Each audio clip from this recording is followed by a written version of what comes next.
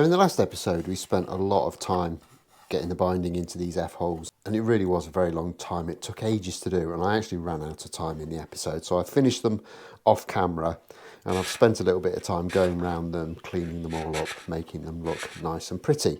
And generally, I'm very happy with them. And now that we have got them done, the next stage in all of this is to take this, which is now pretty much the completed top, and join it onto the body. Now I've done a little bit of marking up, and I've kind of been round and put my centre lines back in, so I can now test that with those centre lines lined up, I've actually got a top that ever so slightly overlaps the body, which is great because that means I've got a little bit of excess material to trim off once we get to that stage. Now the plan here, and I think this might have confused some people in the last episode, and that's probably just down to my explanation, is because this top is ever so slightly bowed, I'm going to glue it onto the body so we know that that will then flatten down, and we'll have a flat top that is about 2.5mm too thick. I will then set this up in my router sled and skim off that excess material. So we'll take a number of passes and we'll take this down to the desired thickness, which should then bring this binding, which is slightly below the surface, up to the right level. With that done, we can then trim around all of these edges, make sure that the body and the top are exactly the same shape, and from there we can route this for the binding. That definitely won't all happen in this episode, but we will get as far as we can in that process in the next 20 minutes or so. Now, a few people made comments about the binding process, and I'm happy to admit this was my first time doing this. There's probably better ways of doing it, and hopefully next time I do it, I'll have a bit more experience and I'll do it better and quicker and easier. One of the comments made was someone was surprised I didn't use the wood that I cut out of the F-holes as a template for me to pre-bend the binding on. I'll hold my hand up, I never even considered that, to be honest. However, if we look at the cut that I achieved cutting these F-holes out, they're not really up to the job anyway. Somewhere in my workshop I have a bag with literally hundreds of various grades of fret saw blades. However, that bag is in the black hole that exists in every single workshop that hides the things you need when you need them. As soon as I don't need them, they'll probably pop out the black hole and be in a really obvious place. But what that meant was I only had one blade available for my fret saw, and it is quite chonky, and it didn't really achieve a very clean cut. So that's probably why we couldn't use those as a template. However, it's a pretty good idea. So next time we might go down that route.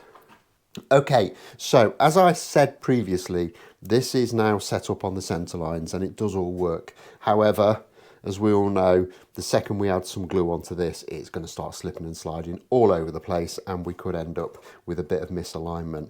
So to counteract that, what I would normally do is I'd put a couple of screws in locations I know are going to be removed later on, so that I can hold it exactly where I need it, and then later down the line those screw holes are going to get routed out for neck pocket, etc. I can do that in the neck pocket because I know where that's going to go. Normally I'd put one in a pickup pocket or under the bridge. However, I'm not really sure where either of those things are going to be located on this build.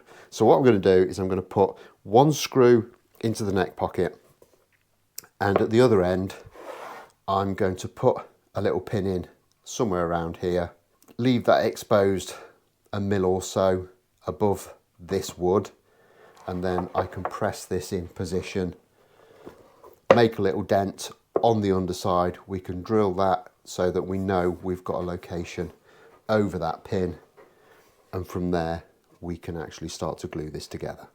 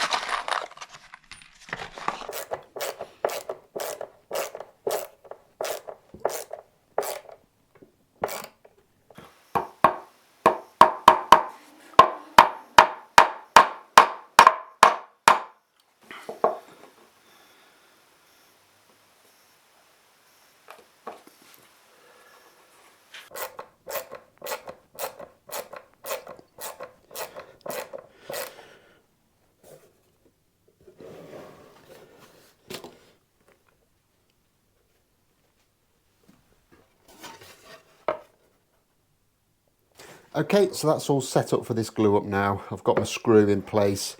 I put my little pin in and I've just made the indentation for it to register on the back. So that's all good. I'm just going to get any sawdust and crap out of there while I've got the opportunity. And I've also got a big kind of lump of wood here that I can use as a clamping coil to get some pressure right down the middle of there. Got some big clamps so I can reach as far in as possible. And then for around the outside, I've got a great big box full of spool clamps, which are just big enough for this body. So that's all good. So realistically, it's just a case of getting some tight bond down onto this, getting everything positioned, clamp it up.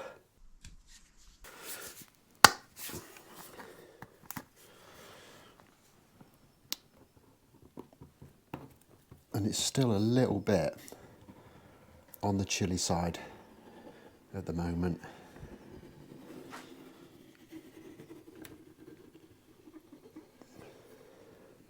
So I should have plenty of time for this glue up.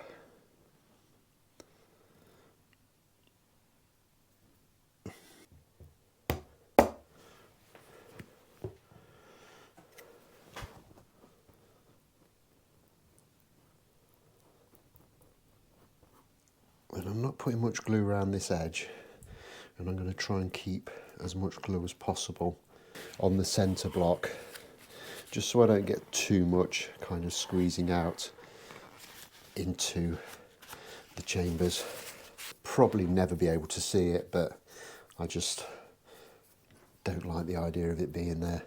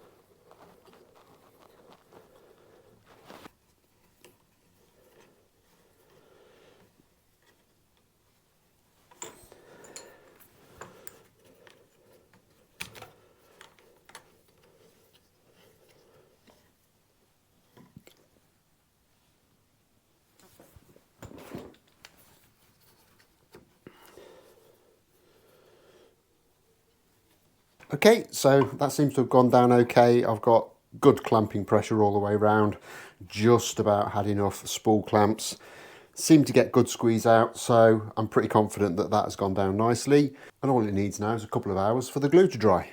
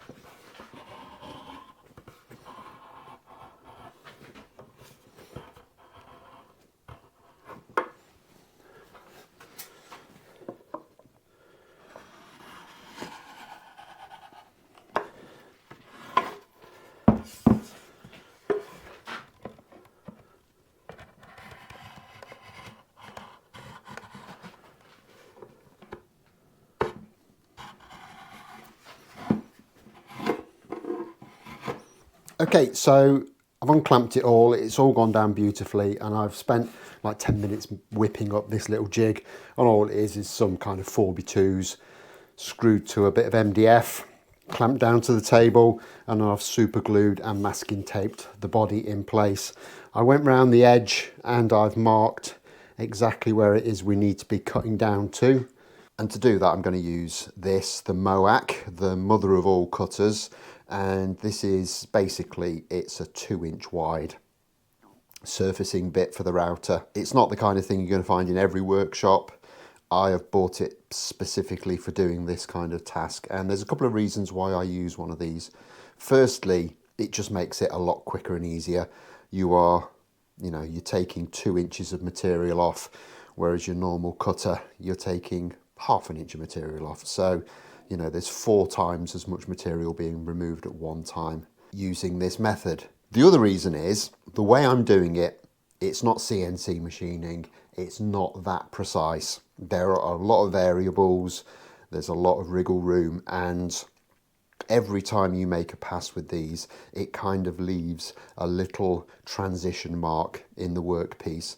It's not very big. It'll be a couple of tenths of a millimetre maybe, but it is something that you're going to have to clean up. And obviously, if you're making a lot more passes, you're going to make a lot more of those little marks, which means that you're going to have to do a lot more sanding and cleaning up after the fact. So a couple of really good reasons there. And I think a third reason is this is obviously a 1/2 inch shaft on here, whereas this is a 1/4 inch shaft. So this is a lot more robust.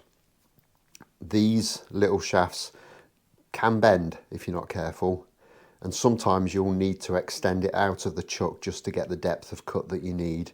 It's not ideal, but it's something you have to do. And if you've got a slight bend in that shaft, it means you're not getting a cleaner cut. So having that extra beef in the shaft is also very helpful. And finally, this is actually quite a nerve-wracking operation. It can be quite scary. The material on the top of this guitar cost over £100, and I don't want to ruin it. So from a psychological perspective, the quicker I can get it done, the better. Anyway, let's get this sorted out.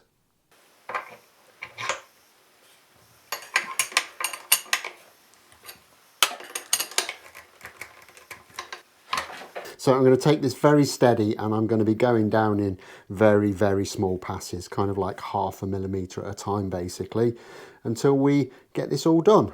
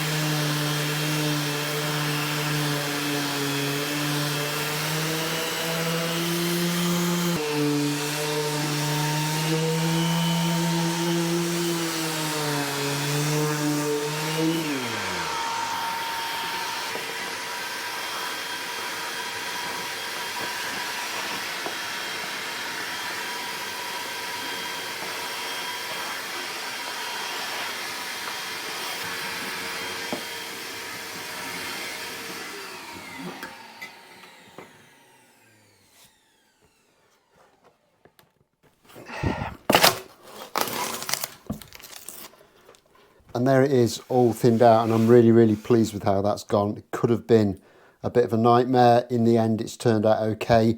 There's one or two little bits where this is going to need a little bit more filler, because as I've gone down, I've kind of gone past the good edge that I had. And unfortunately, we lost one of the little bits of binding on there. But that'll be a fairly straightforward fix. I was going for kind of 45.5mm on this, and I'm there or thereabouts. I'm maybe kind of 0.5mm out in some places, and I'll probably need to do a little bit more sanding to get that down to the finished thickness, but I'll do that off camera. I think we've kind of covered enough ground on this one for this episode. Next time I'm going to come back and I'm going to kind of flush trim all around the edge, get that nice and shaped the way we need it, and then we'll be routing and fitting the binding. But that's for next time, so I'll be back in a couple of days' time with that. Until then, don't forget to hit that like button if you've enjoyed this, subscribe if you haven't already done so, and I'll look forward to seeing you next time. Thanks a lot for watching. Bye bye.